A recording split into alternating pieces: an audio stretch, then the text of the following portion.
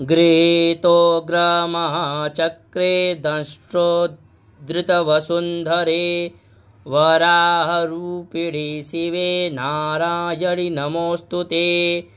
नृसिंहरूपेणोग्रेण हन्तुं दैत्यान् कृतोद्यमे त्रैलोक्यत्राणसहिते नारायणि नमोऽस्तु ते।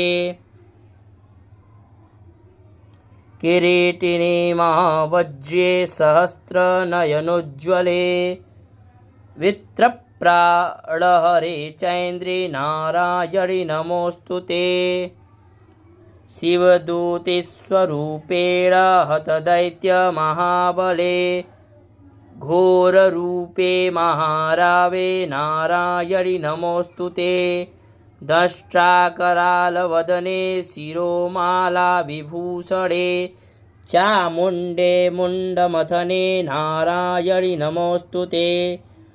लक्ष्मीलज्जे महाविद्ये श्रद्धे पुष्टिस्वधे ध्रुवे महारात्रे महाविद्ये नारायणि नमोऽस्तु ते।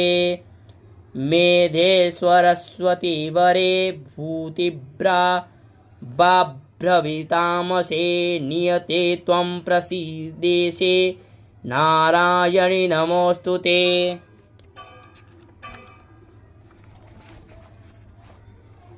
सर्वस्वरूपे सर्वेशे सर्वशक्तिसमन्विते भयभ्यस्त्राहिनो देवे दुर्गे देवी नमोऽस्तु ते।